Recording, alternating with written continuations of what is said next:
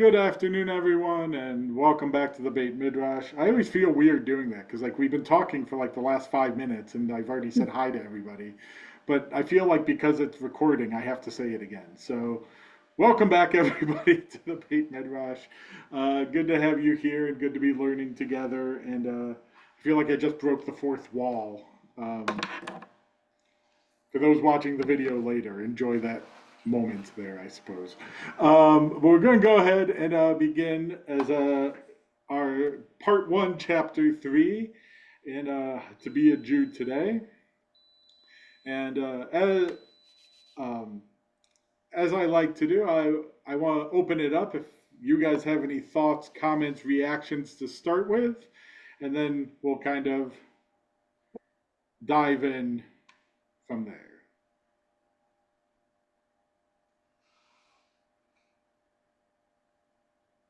I have a Yes, thought. Christine. Um, it's so interesting to me that we humans are especially fascinated with dividing people into groups. And and I appreciate that this author is rethinking the divisions that so often wall us off from each other.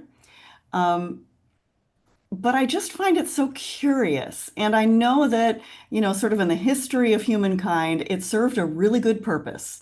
You had to know which tribe you belonged to because you had to know whether or not you were safe, and that often meant life or death.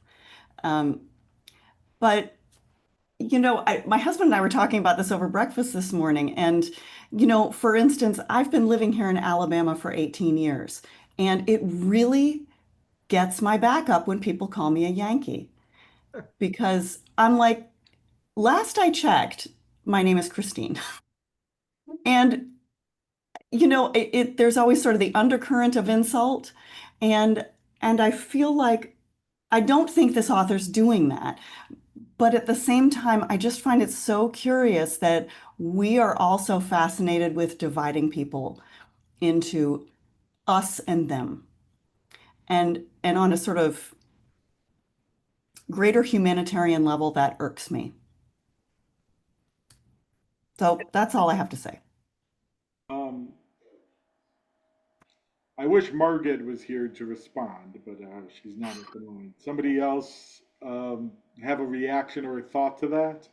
I was wondering if you feel like he's pitting people against us and them? I feel like he's No, doing no. usual. No, Okay, I don't actually. And that's why I started with my bit about I don't think he's doing that as much as we often see it done, in religions, everything from he's Catholic or she's not, or they're Christian and I'm Jewish. But at the same time, I mean, I love the book, don't get me wrong. It's just sort of stirred up other stuff yeah. with regard to why do we do this?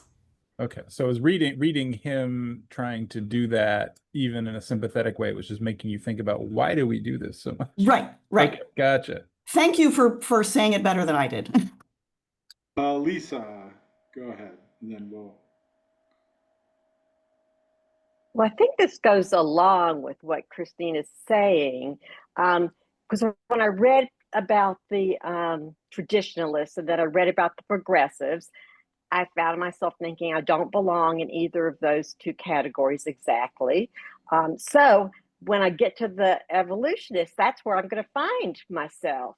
But then I read through the chapter on the evolutionists, and I don't belong there either. So in, I guess there's like parts of me in each group.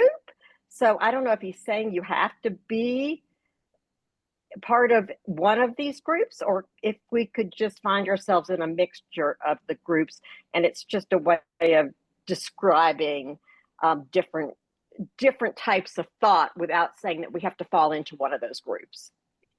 That's what I think he's doing. And I think people tend to want to belong to something. So they look for commonalities with other people. Mhm. And I think he's offering us lots of places to fit in.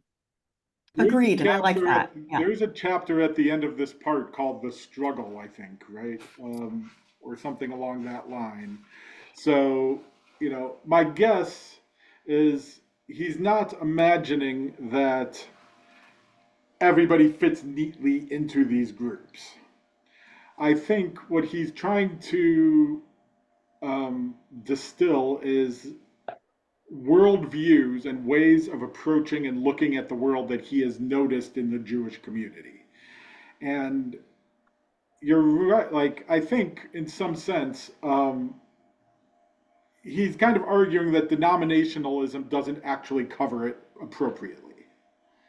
There's a number of us, even on this call, who, sometimes we go down to the Reform synagogue, and sometimes you come to the Conservative synagogue, and sometimes you go to Chabad, and we don't actually, we might come to the Conservative synagogue because we like the community, but we don't actually ascribe to conservative halakha, or we might go to Chabad for classes, but we're not going to become Chabad and Orthodox. And I think what he's trying to say is, the denominational structure doesn't actually work. Yes, we're part of a big Venn diagram, as Philip just put in the chat.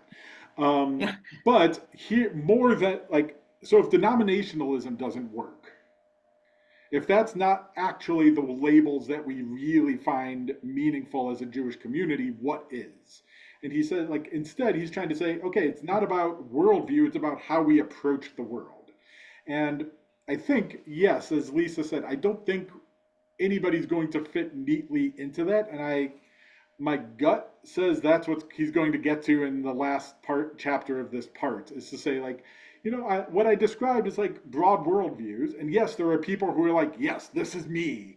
I think we had some of those last week. So, but I think he's also going to say, some of you are not going to fit neatly, and that's okay. It's just a challenge to think about.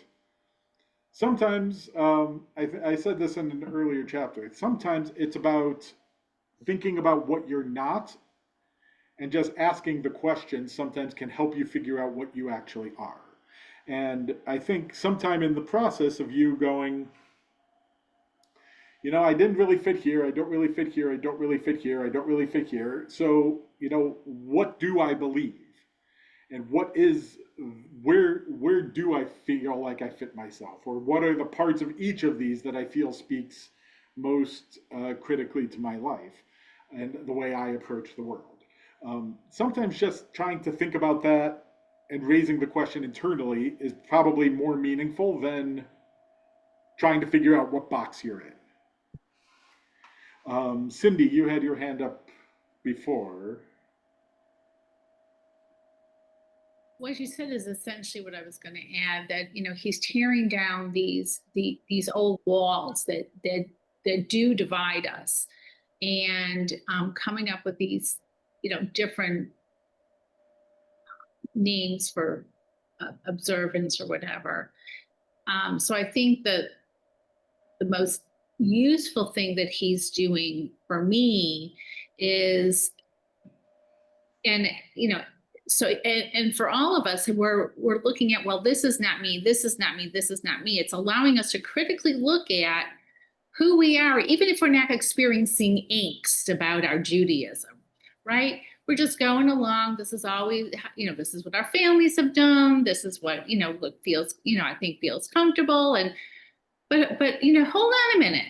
If you stop and you look and you examine all these other people, maybe they are doing something that you're not doing, that maybe could enhance your spiritual life, enhance your observance, whatever it is, that you don't have to adhere to all those old walled in things, that there are other options.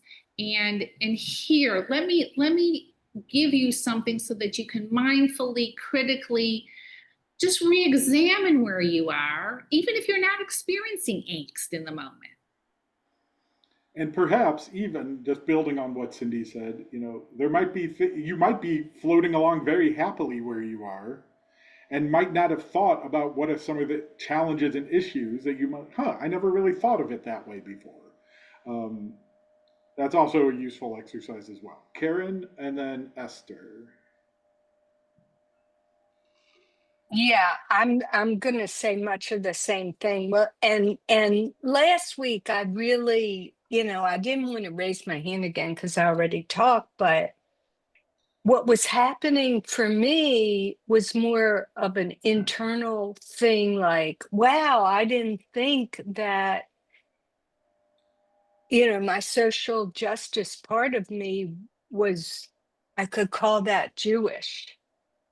I knew it was Jewish, but I didn't know it could be all Jewish for some people, and so that's where, I mean, that's what's happening for me. It's like this book's broadening how I think of myself as Jewish and where I fit and where I don't fit, and um like what I'm not, what and helping me sort out what I believe. I mean, I'm gonna have to think about it and talk about it a long time before I get settled, but because it's really complex, and that's what I like about it. But I feel like I'm expanding um my concept of what Jews is beyond denominations, like we're saying, and yeah, and to what Christine said too. I mean, I think belonging is really a human. It's really human to want to belong somewhere, and it's like a need, and it's like oxygen. Um, so that's why people keep putting us in boxes and all that stuff. But to belong is a need of ours. Like it's that level. But it can be, and excluding people is painful. Yes. Yeah. There is something, look, I think there's some, we all do feel like as Karen said, we all feel a need for belonging. We need to feel like we have a group, a community, a connection with a special connection with certain people. But you, somewhat by necessity, that implies you can't have that connection with everyone. There needs to be some exclusion because you can't have that. If everybody's, there is a sense in which if everybody's belonging, then is anybody belonging? Um, and as a fellow Yankee, by the way, Christine, I don't take too much offense to it.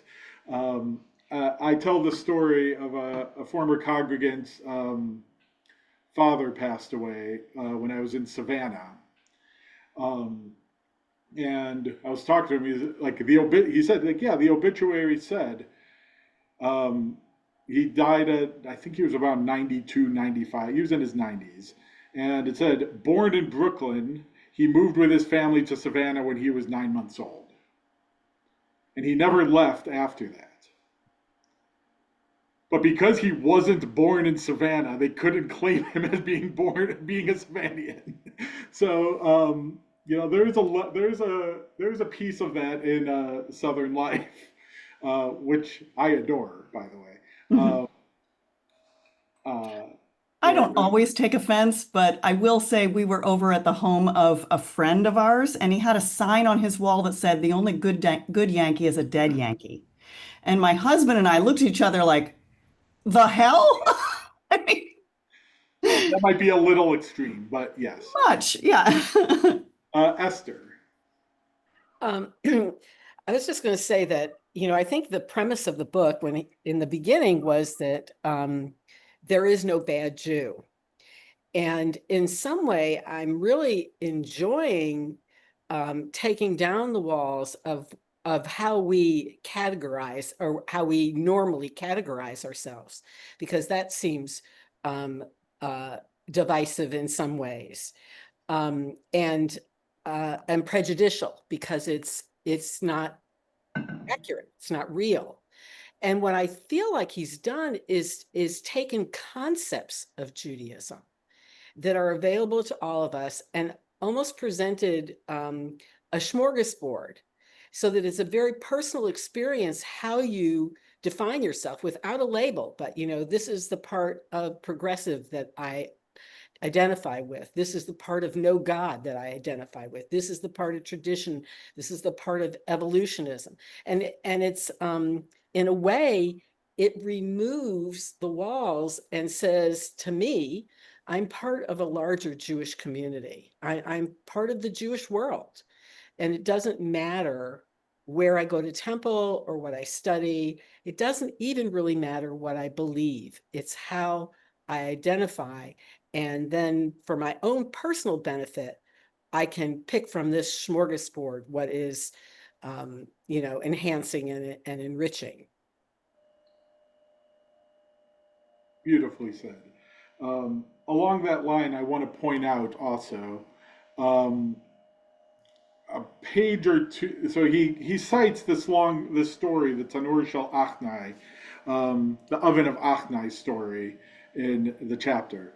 And along with what Esther's saying, that the a couple pages in the Talmud before that story comes up, there is a conversation in which, you know, if it says, if somebody is about tshuva, if somebody has done tshuva and has stopped doing a transgression that they used to do and has come back into the fold, you don't remind them of the things that they used to do.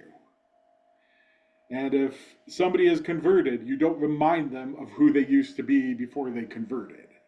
Um, you're a Jew, you're here, you're present. That's what's important, not what you used to do, not how you used to do something else, not how you used to be awful. You're a Jew, you're here. That's what's important, and we need you as part of it. I do want to get into the evolutionist view somewhat, and but does anybody have reaction specifically around that, about the evolutionist, the God whose law evolves? Yes, Esther. This isn't a reaction, but this actually hit home to me and put something in context for me. For you know, I'm in Washington D.C. now, and for Kol Nidre, our daughter took us to this service that was the new synagogue project. It was actually in a church, but a beautiful building, and it was packed. It was very full. There was a female cantor who was from some other city that they import in. There's a regular rabbi, very traditional, you know, services. And in the crowd were, you know, people who looked like they were from, people like us, transgender, gay, couples, families. And after synagogue, ran into, you know, Alana Miller and her husband, who are members there. So this is what evolutionist is to me. It is the gathering of people who come for, and are inclusive of everyone who wants to be there, but has this rich tradition and experience. You know, I could have been in almost an Orthodox synagogue, you know, very traditional services, and beautiful. And it was a beautiful service and very comfortable. So, what is the foundation of the evolutionist ideology as he lays it out?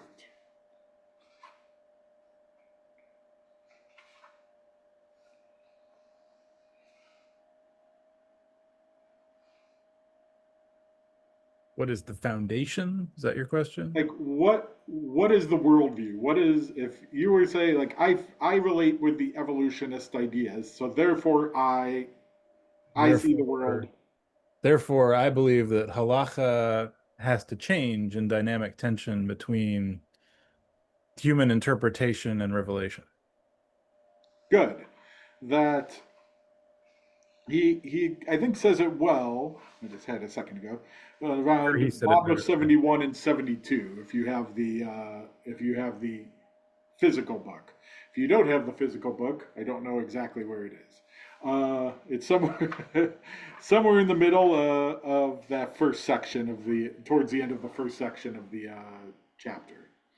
But that um, except that God's will is accepts that God will is expressed in laws that are binding by virtue of their divine origin, and that human beings play a role in interpreting God's will, and that halacha therefore can and should change over time as human interpretation shifts.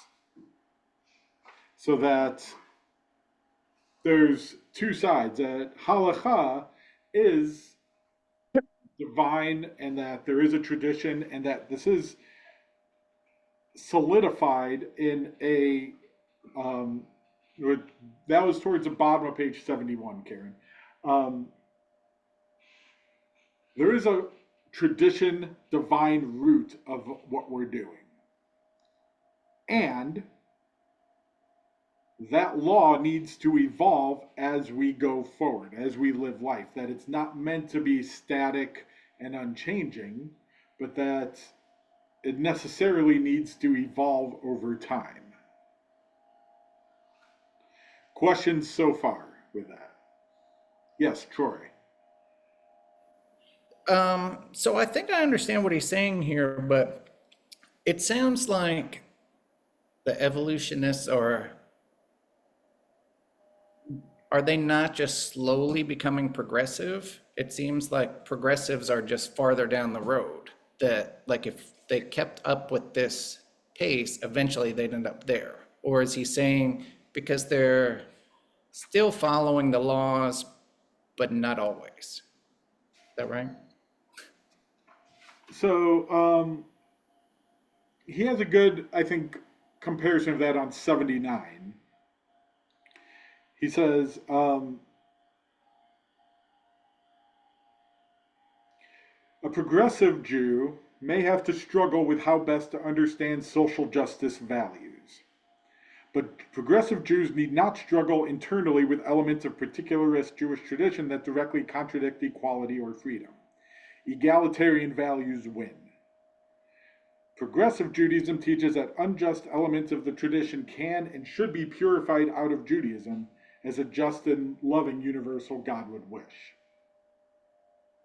So I think that's where I think where the core difference is between progressive and evolutionist is for a progressive Jew, if there is some conflict in the tradition with the modern values, well, then the modern values are just going to override what the tradition says because we've learned lead into this universalist value generally. Does that make sense so far? The evolutionist, however, is going to work to reconcile the two as much as possible, or alternatively, just live with the internal contradiction and say these values might not align perfectly, but they're still there.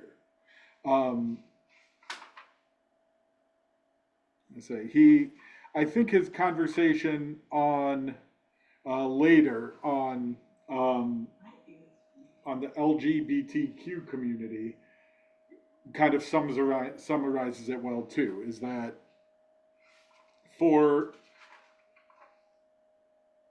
for a lot of progressive Jews, the argument isn't should we allow members of the LGBT community to join or not. It's of course they're going to join.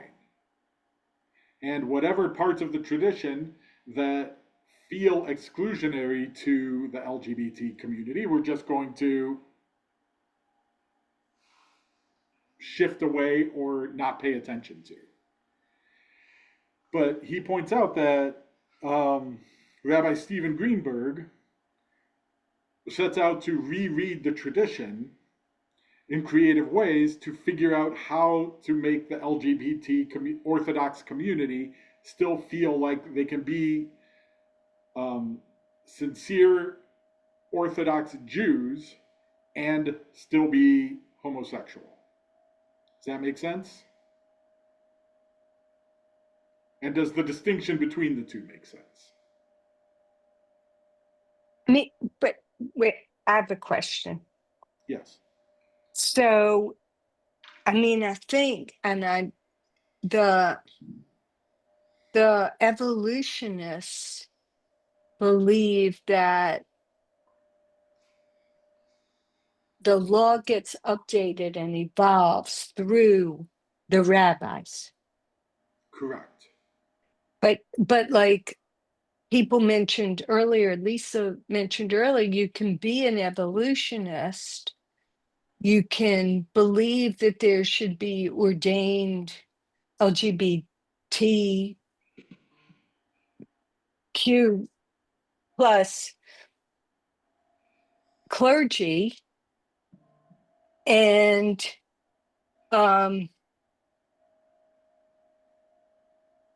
but you can still be an evolutionist even though it hasn't Right. come out. What Right. you would have to do is then read the tradition and reread the tradition and interpret the tradition in a way that would permit it. But okay. Yeah, but the rabbis would have to rule on the Correct. law, right? The Correct. rabbis of conservative. I mean, I understand that in conservative movement, like the conservative movement, or I guess in the reform movement, have their rabbis, right? Do they? Yeah. But those two could be different, and they are different. I don't think the reform movement, somebody correct me if I'm wrong, I don't think they have like a committee of law the way the conservative movement does. But they Correct. do, but there are reformed rabbis writing halachic responsums and deciding reform law along the way. Mm-hmm. Diane? I don't think it's binding in the same way as conservative. Yeah, it's not binding in the same way because I don't think because they view the I'm trying to think of what's the bindingness, the boundness. Somebody with better language skills than me help out. They don't view halakha as binding in the same way that the conservative ideology does. Yes, but they still are writing. They're still writing halachic tshuvot and looking at the tradition and saying, what does the tradition say, and how should we respond to this particular question? In a similar way as conservative and Orthodox do as well. Diane? Okay, so first, I appreciate everyone being here and the class and the discussion. It's really interesting for me to listen to everyone. But as I read this, I keep asking myself, what is it that we believe or that we practice that wasn't interpreted by some rabbi at some time, somewhere in our history? Every single thing that we study is based on rabbinic interpretation. I know early on I said in the class, I don't know that God really speaks to me. And then I lived another little while and I said, well, maybe at times, when I'm looking for something and I can't find it and it's ruining my day, I think maybe God helps me figure out where it is so I can have a meaningful day. But other than that, everything we study, everything we do is based on someone's interpretation. So that's the part of all this discussion that I struggle with a little bit. We're all listening to someone is telling us how they believe it should be, and maybe rabbis of earlier periods were more learned or had more influence or greater respect, but everything they were doing is based on someone's interpretation, as far as I can tell. Okay, so as a group, let's help Diane out. So the question is, all of halakha, more or less, was decided by a person somewhere along the line, right, Diane? Yeah, or a group of rabbis like we have with the oven. And the really interesting discussion is the wayward son, right?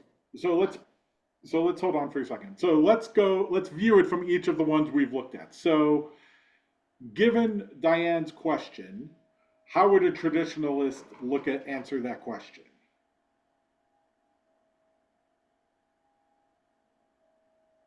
Well, traditionalists would say that I think the rabbis are trying to rule in accordance with revelation from Sinai to make sure that what we do is consistent with that and is unchanging in its essence.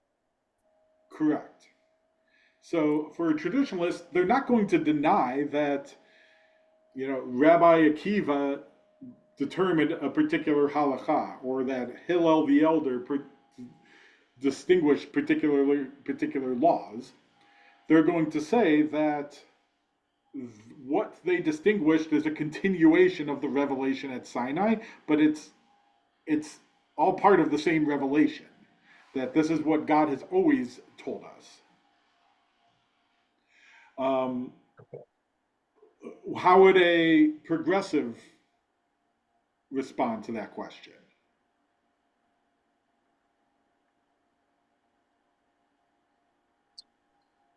Barbara? I think that through science and modernity, humans have learned things they didn't used to know, and that puts a different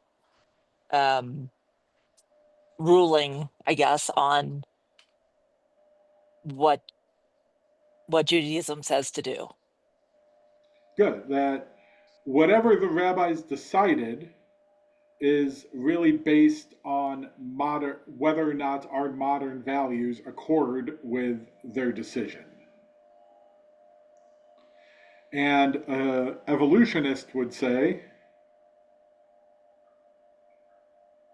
I have a question. well, But let's finish this one and then we'll come back to your question. No, but I have a question about the progressives before. Let's finish the evolutionists and then we'll come back to it. Oh, okay. I mean, evolutionists feel like the law is still the law, but has to be interpreted based on modern, current society. And the science and all that we have available to us, but still believes that the law is the law given at Sinai. To me, the progressives are saying that it wasn't necessarily, it was man's law, they're good, moral, wonderful laws, but they were not necessarily God-given. Am I wrong about that? I think that's a good way to think of it, yes. Okay. But that the evolutionist would say that law was determined in that particular time and place because of where that particular rabbi interpreted the law. And perhaps that still applies to where we are now, perhaps it doesn't. But that we need to kind of see how this chain of tradition has changed over time as a way of determining where we are now in terms of our halachic and worldview. Don't they also believe that the law is still the law? The basic Correct. law. And from an evolutionist standpoint, the basic laws are still in existence. So we might need to reinterpret the law that particular rabbi said and understand it based on our particular modern circumstances, but it doesn't negate the law that said. Does that kind of help you understand the differences, Diane? Right. Now, I know the differences, but I'm still going back to whether you're a traditionalist or an evolutionist or a progressive, what you believe is based on someone's interpretation. their values and how they interpret is how we get to the different places. But you have to make a conscious choice of which thought resonates the most with you. Sometimes I say I don't always even agree with myself, because one day it's one way and one day it's another. So, but it seems that even though sometimes it feels divisive, we're all selecting who we choose to follow, which teachings resonate with us. So it's funny. I started reading a book last night in which he says essentially that. He says, yeah, I decided to start. I decided to focus on this topic. I started reading Shai Held's Judaism is About Love, and he says in the introduction, yeah, I decided to like. I could have chosen lots of things to decide about to focus on. I'm focusing this on love because I think that's the core central concept. And yeah, somebody else could come in and write a book, probably based on Jewish texts, write a book called Judaism is About Hate. But and you could probably find good sources and plenty of material in which to write that book.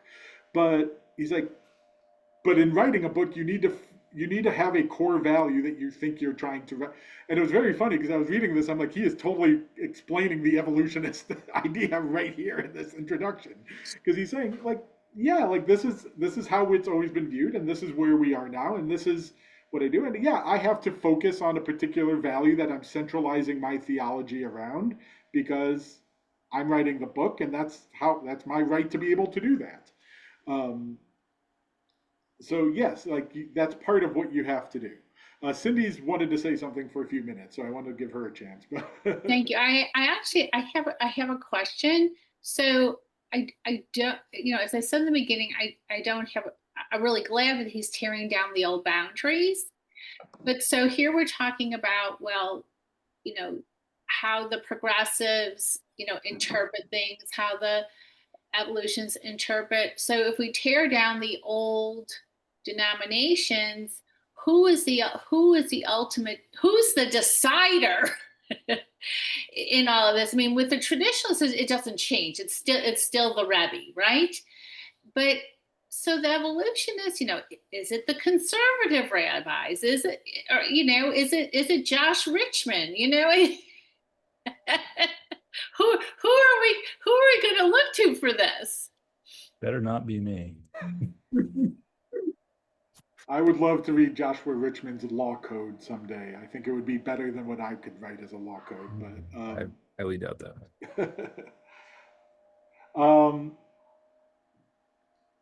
That is one question he doesn't entirely answer, I think, in this chapter, is who who ultimately has the authority here. I my in some sense, I would argue the rabbi still has the authority. Like the rabbis or group of rabbis still have the authority, because you do need a um, you do need a pretty strong knowledge of the tradition to see how it has evolved over time. And you need to be somewhat learned in the tradition in order to do that. Um, Now, but that being said, anybody can walk in and view the tradition as that it has evolved and that it has changed, and that it is that our responsibility and our obligations of how we walk in this world are based on a foundation of the tradition. And be an evolutionist, you might just not have the ability or to write the halakha based on it. Does that make sense? Yeah, I had a comment. I think the most important thing for me in there is, I think he mentioned the idea of, especially in the evolution chapter, of the decisors, whoever decides things, having to act in good faith. And I think, to me, like every group, especially it's explicit if you look at the Chassids, they all have their Rebbe who they're going to follow, who's their community decisor. But I think all of them are going to say what they're trying to do is interpret halacha from Moshe at Sinai down to their people. And if you talk to Reform, there's a different version of what kind of guidance they're going to give in good faith. Like they're trying to follow values and integrate those with the Jewish culture. And if you talk to the conservative movement, I think, and I know this is sort of blurring the distinction of evolution and denomination, they're going to say they're trying to interpret halacha that is binding in accordance with the modern era in a very explicit way. They're not trying to say it never changes. They're in good faith trying to live in that tension. And I think it's just a matter of first you pick the philosophy your decisors are doing in good faith, and then Diane's right, you still have to figure out whose opinion you want to listen to in there, and they're not all going to agree with each other, but you're sort of picking like what's their guiding framework. And like that's kind of how the Committee of Jewish Law and Standards of the conservative movement is set up. Is that there's a group of rabbis who analyze the Chuvot before they come out, vote whether or not they agree on it, and then when they send it out, the rabbi still has to read it and decide, do I agree with it? The CJLS can put out a tshuva and say, this is, what we think halacha should be.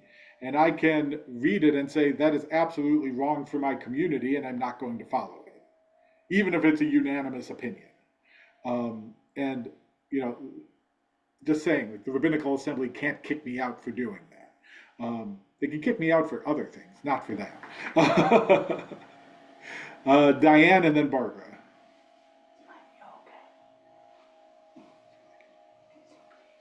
This is a really interesting point to me. I heard Rabbi Cosgrove at Park Avenue talk about the convention he attended, where all the rabbis there wanted to talk to him about the vote on whether or not a conservative rabbi could officiate at a wedding where one partner was Jewish and one was not. You're laughing, Rabbi. Did you hear that sermon? I haven't heard that sermon, but it has come up again recently, the conversation. So let's go down that path for just a minute. So are you saying, from what you're saying, it seems that as a conservative rabbi and a member of the conservative assembly, you could elect to officiate at an interfaith marriage and still stay part of the assembly. Is that correct? No. Oh, okay. And the Oh, there are reason, three things. Okay, I'm sorry. but the Rabbinical Assembly has what they call standards of rabbinic practice, which are obligations that every conservative rabbi has to follow. One of which is not officiating at a interfaith wedding. There used to be one about attending an interfaith wedding, but they've since permitted that within the last few years. When I'm not recording, I can tell you a funny story about that. But Well, he was pretty cute when he told his story. He said they all are coming up to talk to him about it. And he said, I'll listen to what anybody has to say as long as they're paying for the booze. And so he got a lot of free drinks, but never made a commitment as to which side he would support. well, So, look, we can have a long conversation about that, but I think it would take us off track. What I will, one interesting observational note that I will point out is a few years ago I participated in a group for conservative rabbis on how do we best welcome and integrate interfaith couples into our community. And it was it was a wonderful class. There was a lot of education. There was a lot of reading about the couples and what they're going through. There was some fascinating research and whatnot. But the first session, there was probably 40 to 45 of us. And the leader asked, how many of you have a non-Jewish member in your family? And of the, we'll say 45, all but 2 people did. Whether it was um, an in-law, whether it was whether they had converted, whether their spouse had converted, whether like somebody else in their family had converted. Every like of the 45 rabbis, only 2 of them are like, no, actually, I don't have any non-Jews in my family. Wait, I just want to clarify that you're not, and I know this is true, but you're not calling the converts the non-Jews in their family, but because they converted, their parents would be the Correct. non-Jews in your Correct. family. So, Yeah, like, they right, have a non-Jewish right. mother-in-law, father-in-law, brother-in-law, sister-in-law, etc. Yeah, Yes. yeah. So what other things can you not do that would, I mean, I know that you have authority to make a lot of Well, decisions for our community. let's not sidetrack too much. Okay, But okay, let's say about Barbara. okay. Well, I was going to say this has all been very enlightening and interesting, but honestly, I go back to Troy's question at the beginning. I don't re- isn't the isn't it just a matter of degree between the evolutionists and the traditionalists? Because traditionalism does evolve. It just evolves much more slowly, whatever that means. It just seems like finding the loophole. I mean, this is, you could tell I'm a reformed Jew because I'm like that. I don't mean to be derogatory, but finding like the legal reason why this is okay, something is okay. You're still trying to get to a certain place. You kind of have a um where you want it to go, and working to see if you can figure out how to get there. And I think that's true of traditionalists and evolutionists. So I'll maybe rephrase it this way: is there's an unfair summary that's given of denominationalism. I don't think it's entirely accurate, but um, it makes the argument that when there is a conflict between faith and tradition, the Orthodox will say tradition always wins. When there is a conflict between faith and tradition, the Reform will say modernity always wins. And when there is a conflict between modernity and tradition, the conservatives will kind of juggle it a little bit. I don't think that's entirely fair to any of the 3 denominations, and I don't think that's an accurate representation. But I do think it's a somewhat accurate representation of what he's describing. When there's a conflict between modernity and tradition, a traditionalist is always going to say the tradition says this, and this is what we're going to do. This is how we view the world. And he says it like he says it on page 79. Traditionalists have to struggle against the external forces of postmodernity and against the human tendency to lose spiritual focus when fulfilling a multitude of detailed commandments, but they need not struggle with an internal contradiction. When there is an overt contradiction between the tradition and contemporary values, the tradition wins. So that if you're not sure what to do, whether like the modern values or the tradition should win, the traditionalist will say the tradition always wins. And flip with the progressives that when there's, again on 79, progressive Jews need not struggle internally with elements of particularist Jewish tradition that directly contradict equality or freedom. Egalitarian values win.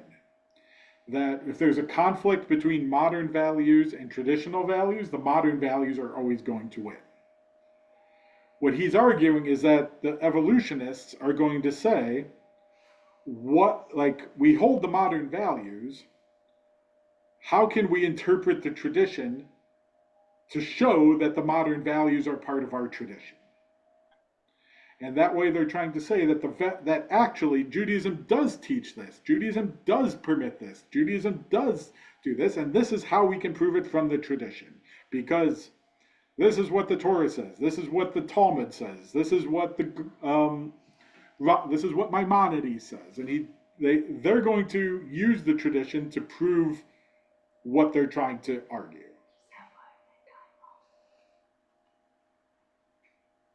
Does that make sense, Barbara? I saw somebody else was. Barbara's on mute, by the way, if you were agreeing. Or not. I think I was able to read I'm not good at reading lips, Okay. but I well, think now- I was able to get a yeah out of that. So. Correct. Karen and then Lisa. Unmute. Okay, I just wanted to say that, yeah, I'm glad we're reviewing that. That makes sense. But then if you dive down, like in traditionalists or Haredi, they're each going to have their own Yes. rule.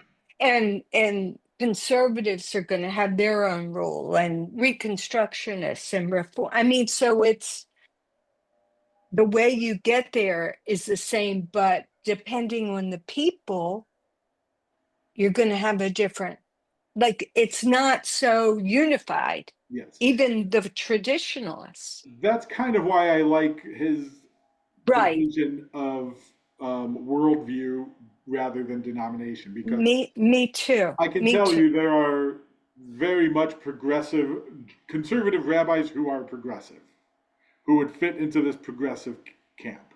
And there are, frankly, conservative rabbis who would fit in the traditionalist camp and the evolutionist camp.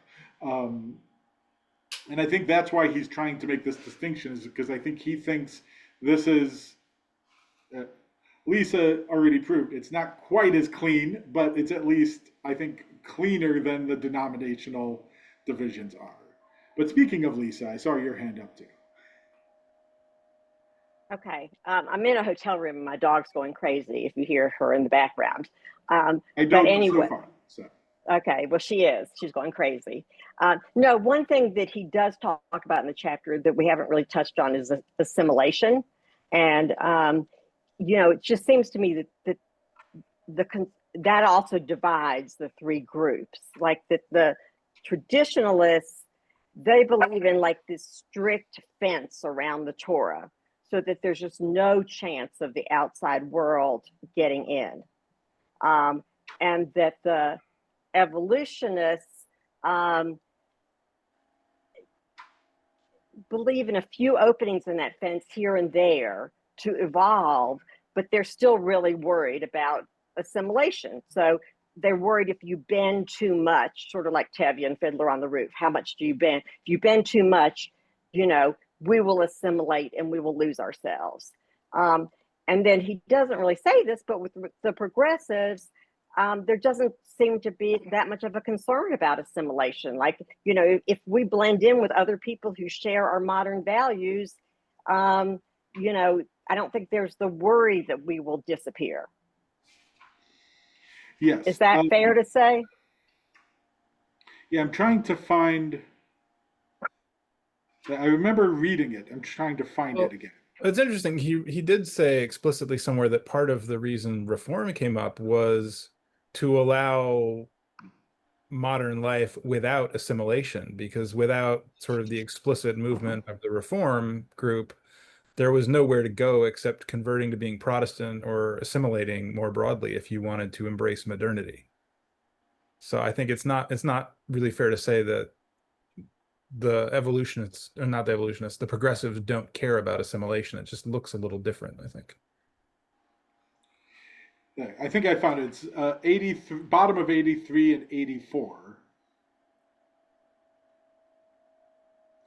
Is that how do we, and I think that's the question that they're wrestling with, is how do we, for evolutionists, I think the question is, how do we incorporate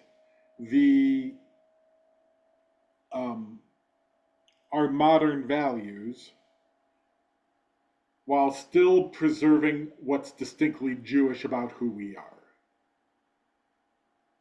And I think you said it right. Like I don't think that's as much of a concern for the progressives. It absolutely is for the traditionalists. but as he also says, he's gonna get back to that in part 3. So I think that's part of why I wasn't gonna go too deep into it now. I know where Well, it's I mean, ironically, I would say it's not as much of a concern for the progressives, but it may actually be more of a issue for the progressives. You know, because if you're not thinking about fair, how to prevent it, it may be happening more.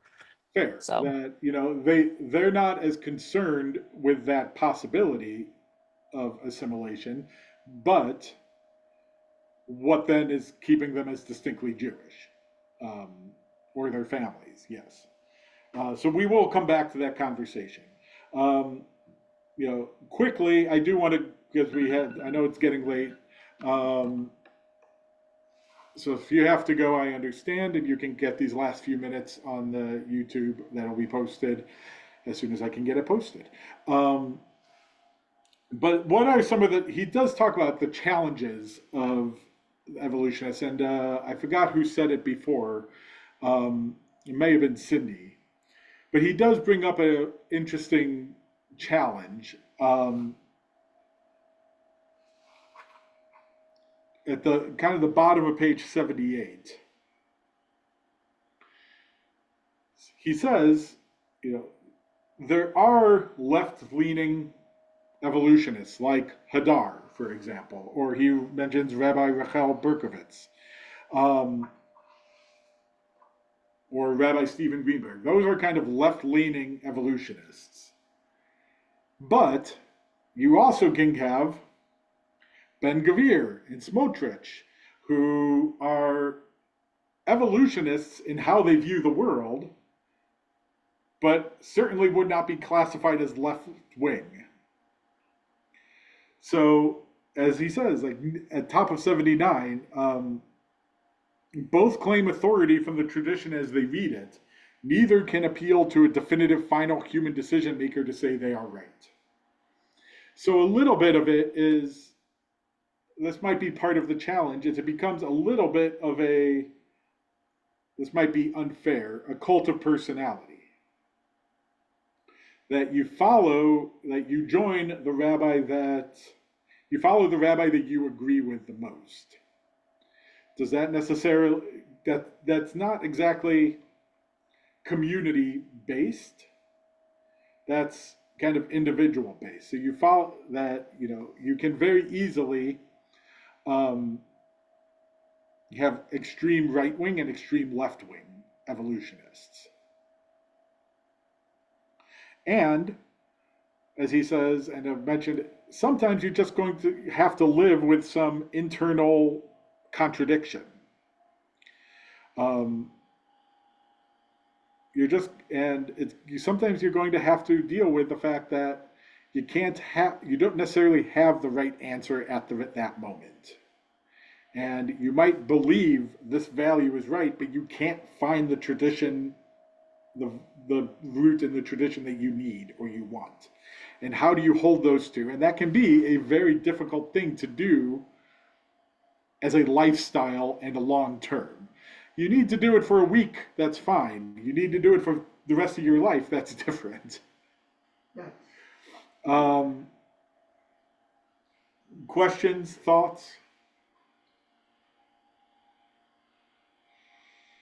I'm glad you brought that up because it's always easy for me to think of the evolutionists to be, I think of the way a lot of us are probably thinking about it as sort of the middle ground between tradition and progressive. And good to remember that once you go down the evolutionist road, it can go progressive or it can go right wing, and there's nothing stopping it either way.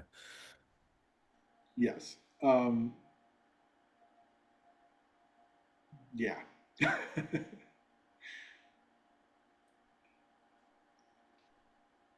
Any other thoughts, comments on the challenges of evolutionists, worldviews? Just to add to what Josh said, that I think that what the book actually does is lead you in a certain direction, cause you to question yourself, and ultimately not know where you're going to end up, even if you thought that you were just fine where you were. So, I think we need to, you know, it remains to be seen where we all end up in the end.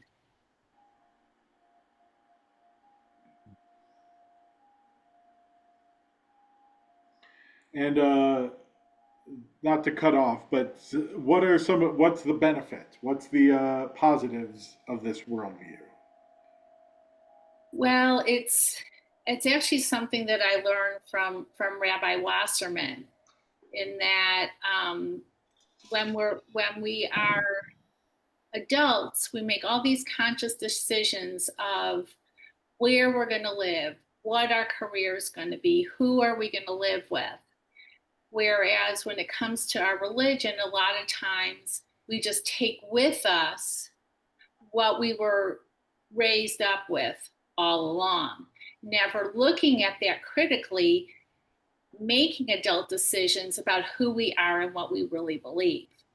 So that what this book does for me is it, you know, opens the window to the possibilities that I never thought about before, causing me to be mindful about who I am as a Jew and how I want to live my life as a Jew, making that so that I become not just a Jew, but a Jew by choice, which I think is an important decision to make as an adult human. And I take no credit for that train of thought.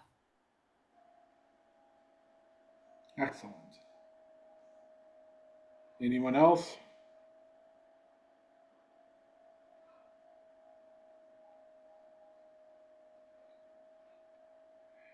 I do like his summary here as well on 78. In a sense, you can kind of have your cake and eat it too, is what he says. Is that on one hand, you can participate fully in mainstream society. You can have a degree of inclusion and openness that you couldn't have in traditionalist circles, but it's still rooted in something traditional and in Jewish language and terms and verses and learning. So that, in a sense, you can kind of have a little bit of both. You can be involved in the world, but also still feel like you're tightly connected to the Jewish tradition, which I think is becoming a big draw for the left wing of the Orthodox movement. Is this kind of thinking of we can still be traditional, we can still be put on tefillin every day, we can still keep Shabbat, we can still keep kosher, we can still do all the things that we find meaningful as serious Jews, and we can still take part in modern society and still feel like we have the values and the roles to be able to do that. Other thoughts, comments along the way before we wrap up?